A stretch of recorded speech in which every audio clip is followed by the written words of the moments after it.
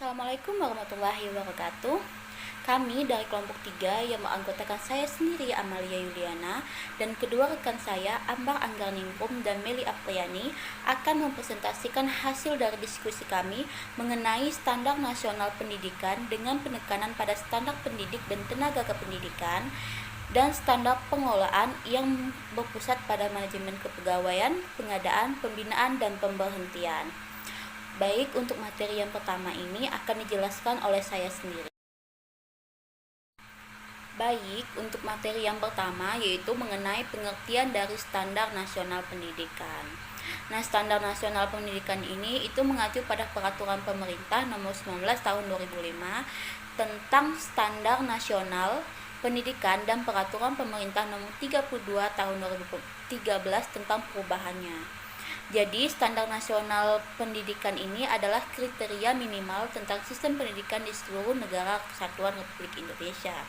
Adapun fungsi dari standar nasional pendidikan ini adalah sebagai dasar dalam perencanaan, pelaksanaan, dan pengawasan pendidikan dalam rangka mewujudkan pendidikan nasional dan dalam rangka mencerdaskan kehidupan bangsa serta membentuk watak dan peradaban bangsa yang bermartabat. Nah, materi selanjutnya yaitu mengenai standar kompetensi pendidik dan tenaga kependidikan. Sebelumnya kita harus tahu nih apa itu pendidik dan tenaga kependidikan. Di sini pendidik merupakan tenaga profesional yang bertugas untuk merencanakan, melaksanakan proses pembelajaran dan melakukan hasil penilaian dari pembelajaran itu tersendiri serta melakukan pembimbingan dan pelatihan dan juga melakukan pengabdian kepada masyarakat, terutama bagi pendidik yang berada pada perguruan tinggi. Sedangkan tenaga kependidikan ini yaitu bertugas melaksanakan administrasi, pengelolaan, pengembangan, pengawasan, dan pelayanan teknis untuk menunjang proses dari suatu lembaga pendidikan itu sendiri. Nah, di sini standar kompetensi pendidik yang dimaksud adalah dari tingkat pendidikan minimal yang harus dipenuhi oleh seorang pendidik yang mana itu dinyatakan dengan kemilikan ijazah atau sertifikat keahlian yang relevan berdasarkan ketentuan yang berlaku. Nah, untuk memperoleh sertifikat pendidik tersebut, seorang pendidik atau tenaga pendidikan itu harus memenuhi 4 standarnya. Yang pertama itu adalah standar kompetensi pedagogiknya, yang kedua kompetensi kepribadian, yang ketiga kompetensi profesional, dan yang keempat kompetensi sosial.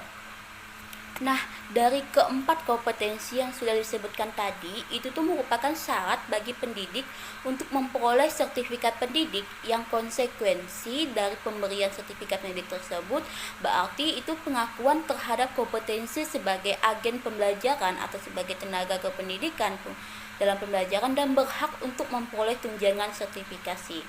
Adapun pengertian dari keempat kompetensi di atas itu sebagai berikut. Yang pertama ada kompetensi pedagogik tadi.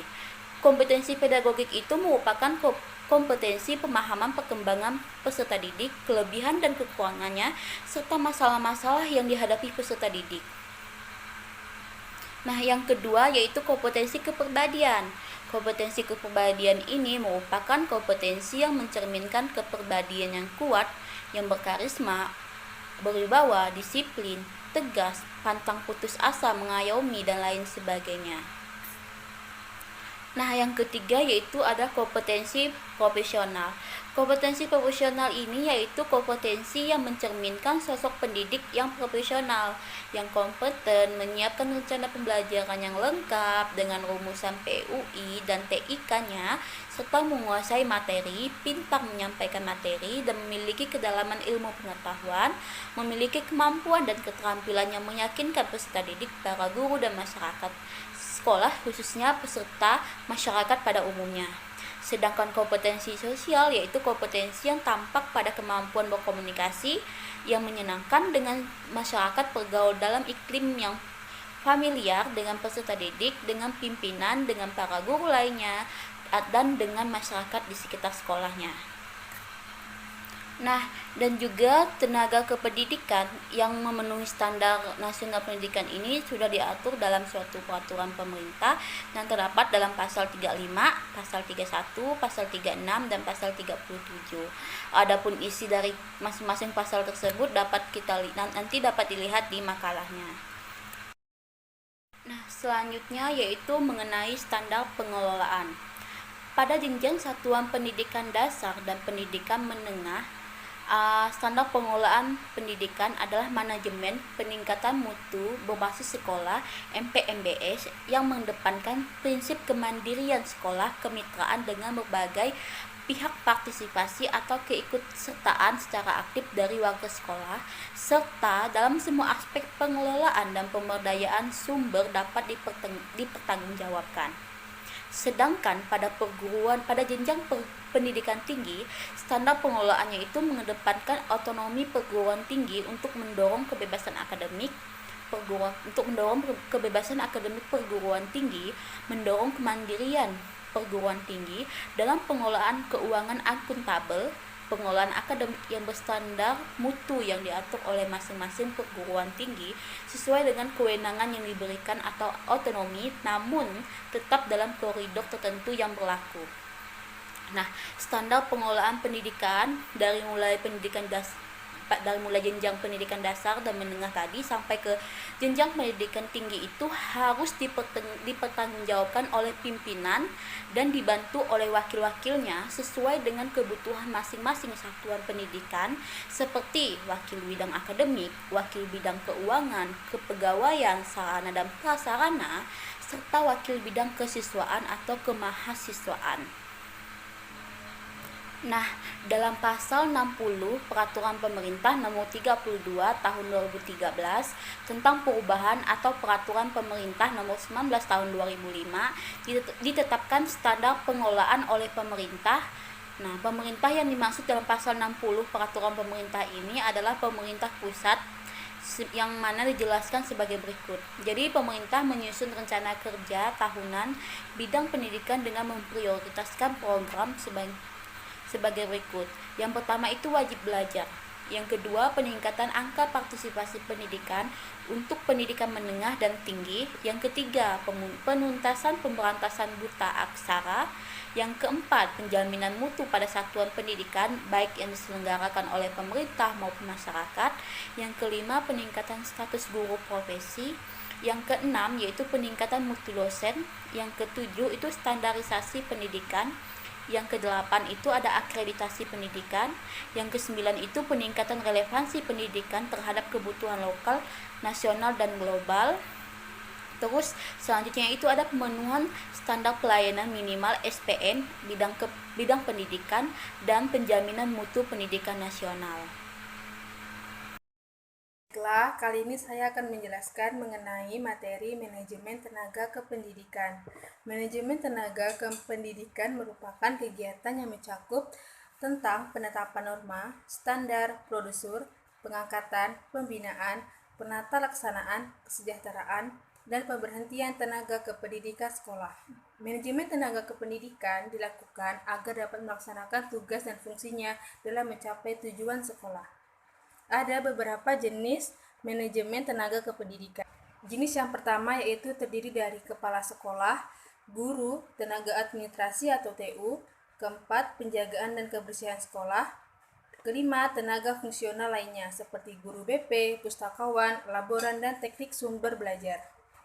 Sedangkan apabila dilihat dari statusnya, tenaga kependidikan terdiri atas pegawai negeri sipil atau PNS, guru tidak tetap atau honor, guru bantu, dan tenaga sukarela.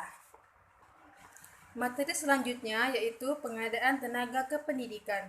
Pengadaan tenaga kependidikan memiliki beberapa prinsip yang perlu diperhatikan dalam pengadaan tenaga kependidikan. Yang pertama adalah formasi. Formasi ini mencakup benar-benar, yaitu diperlukan tambahan mengenai tenaga edukatif. Yang kedua, mengacu pada analisa jabatan yang telah disusun agar sesuai dengan kualifikasi maupun syarat yang ditentukan. Yang ketiga, objektif, artinya dalam pelaksanaan tenaga kependidikan tidak menganut nepotisme dan kolusi atau pemberian sesuatu. Yang keempat, the right man on the right place atau kesesuaian tugas dengan kemampuan yang dimiliki oleh pegawai. Dalam pengadaan tenaga kependidikan, terdapat langkah-langkah pengadaan dalam tenaga kependidikan. Yang pertama adalah pengumuman. Dalam pengumuman ini dilakukan untuk memberitahu kepada masyarakat yang memenuhi kualifikasi melalui media cetak maupun media elektronik lainnya. Yang kedua adalah pendaftaran.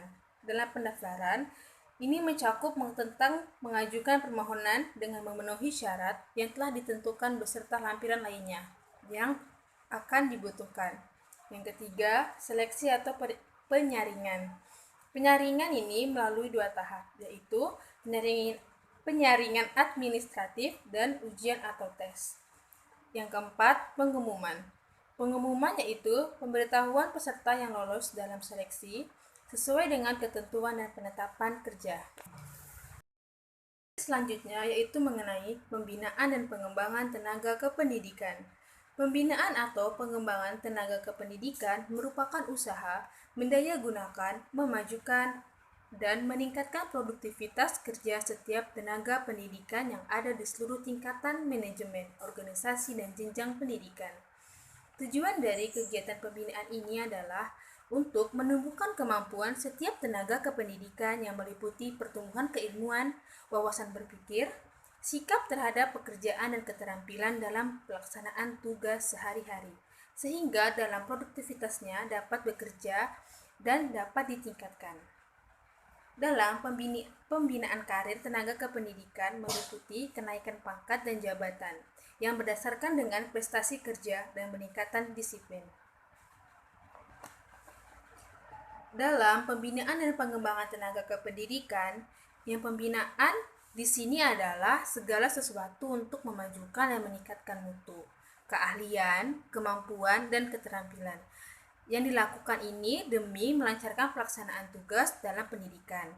Dan adapun alasan diadakannya pengembangan teknologi, diantaranya yaitu yang pertama, perkembangan ilmu dan teknologi. Yang kedua, menutup kelemahan dari selektif atau dari seleksi. Yang ketiga, menumbuhkan ikatan batin. Adapun prinsip yang patut diperhatikan dalam penyelenggaraan pembinaan tenaga kependidikan yaitu yang pertama adalah dilakukan untuk semua jenis tenaga pendidikan. Yang kedua, berorientasi pada perubahan tingkah laku dalam rangka meningkatkan kemampuan profesional. Yang ketiga, mendorong peningkatan kontribusi setiap individu terhadap organisasi pendidikan atau dari sistem sekolah. Yang keempat, yaitu mendidik dan melatih seorang sebelum maupun sesudah menduduki jabatan atau posisinya. Yang kelima, yaitu dirancang untuk memenuhi tuntutan perubahan dalam jabatan seperti pengembangan profesi, pemecahan masalah, kegiatan remedial atau pemeliharaan motivasi kerja lainnya. Yang keenam, pembinaan atau jenjang karir tenaga kependidikan, yang mana hal ini disesuaikan dengan kategori masing-masing jenis kependidikan itu sendiri.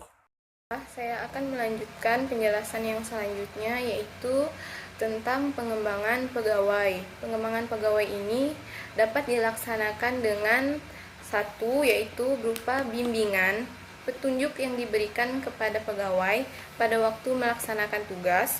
Yang kedua ada latihan yaitu berupa latihan intern dan ekstern. Yang ketiga ada pendidikan formal. Yang keempat ada promosi berupa peningkatan jabatan ke yang lebih tinggi. Yang keempat ada penataran. Lalu yang kelima ada lokakarya ataupun workshop. Cara lainnya yang juga dapat dilakukan oleh pegawai mau baik itu sendiri maupun bersama-sama yaitu dengan mengikuti kegiatan seperti workshop, seminar, diskusi panel, rapat, simposium, konferensi, dan yang lainnya. Selanjutnya saya akan menjelaskan tentang pemberhentian tenaga pendidikan. Pemberhentian tenaga pendidikan merupakan proses yang membuat seorang tenaga pendidikan tidak dapat lagi melaksanakan tugas pekerjaan atau fungsi jabatannya baik untuk sementara waktu maupun untuk selamanya. Alasan pemberhentian seorang pegawai dapat karena yaitu pelanggaran disiplin, pengunduran diri, ataupun pengurangan tenaga atau pensiun. Lalu, pemberhentian tenaga pendidikan dapat dilakukan dengan dua cara, yaitu dengan cara terhormat dan dengan tidak terhormat. Pemberhentian dengan cara terhormat, yang pertama ada permohonan sendiri, yang kedua karena meninggal dunia, yang ketiga karena sudah mencapai batasan usia pensiun. Lalu pemberhentian secara tidak terhormat, yang pertama karena hukuman jabatan, lalu yang kedua ada akibat pidana penjara. Selanjutnya adalah pemberhentian tenaga pendidikan dapat dilakukan karena sebab lainnya. Yang pertama ada pemberhentian atas permintaan sendiri, lalu yang kedua ada pemberhentian karena adanya penyederhanaan organisasi, yang ketiga pemberhentian karena mencapai batas usia pensiun, yang keempat pemberhentian karena melakukan pelanggaran, yang kelima pemberhentian karena meninggalkan tugas, lalu yang keenam pemberhentian karena meninggal dunia atau hilang.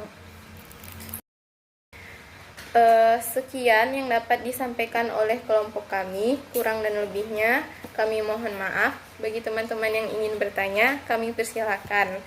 Assalamualaikum warahmatullahi wabarakatuh.